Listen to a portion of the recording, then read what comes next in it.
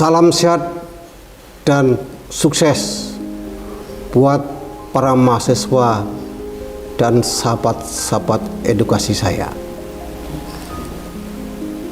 Kali ini kita coba bincang tentang manajemen pemasaran, terlebih khusus pada bagian keunggulan bersaing, advantage kompetitif.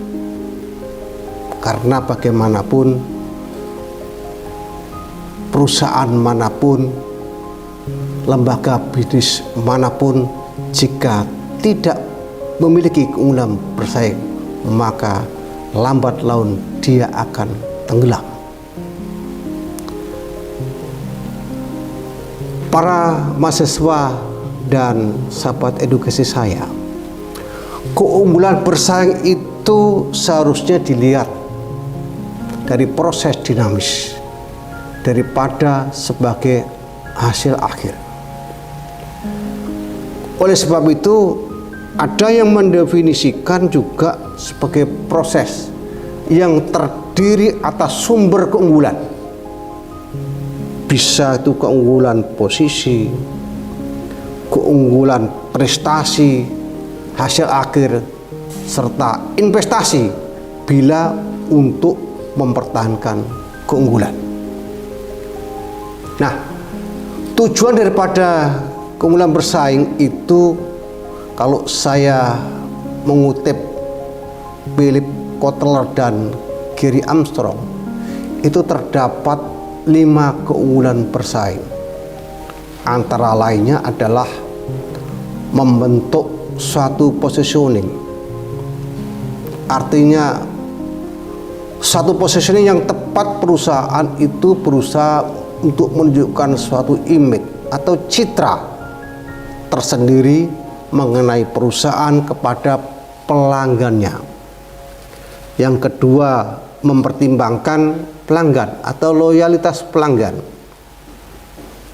yang setia bagikan kekayaan untuk masa depan, yang jika dikelola dengan baik akan memberikan aliran pemasukan seumur hidup yang baik bagi perusahaan. Yang ketiga, mendapatkan pangsa pasar baru. Artinya perusahaan itu berusaha untuk mendapatkan dan memperluas pangsa baru dengan menggunakan strategi bersaing mereka masing-masing untuk meraih pasar yang lebih luas.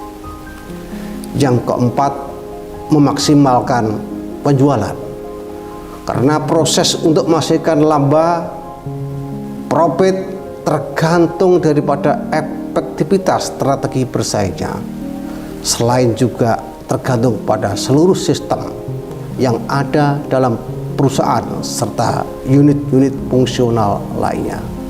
Yang terakhir, tentu menciptakan kinerja bisnis yang efektif di perusahaan. Perusahaan itu harus menciptakan kerja bisnis yang efektif agar bisnis mereka dapat dikelola secara strategis, secara ekonomis, secara efisiensi.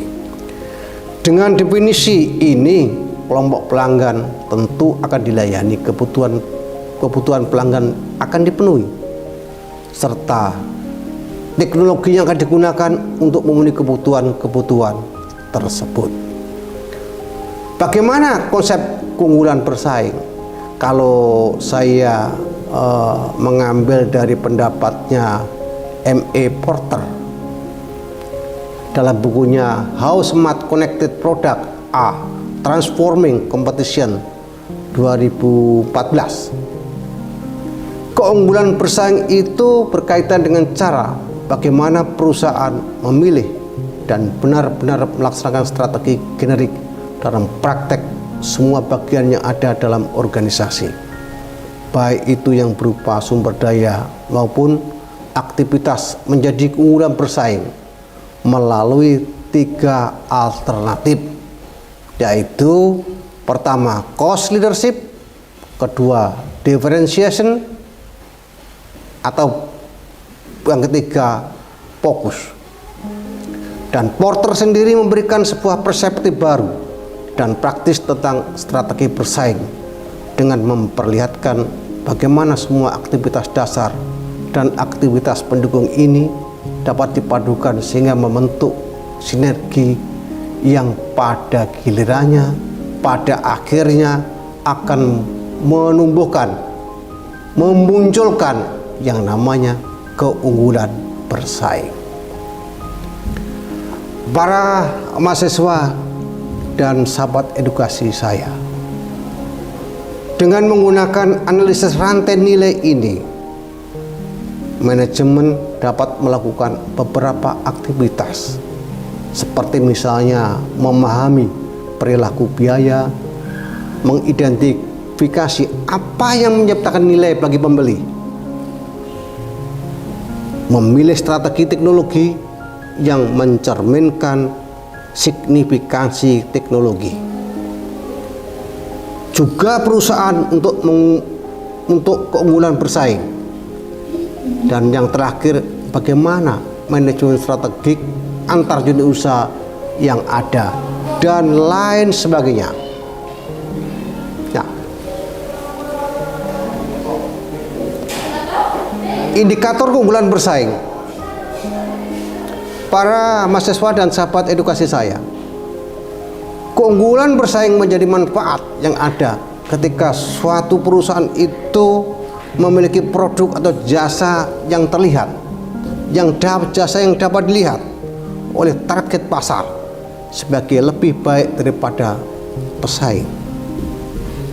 Yang kedua, indikator keunggulan bersaing itu seperti misalnya soal keunikan produk atau keistimewaan pelayanan.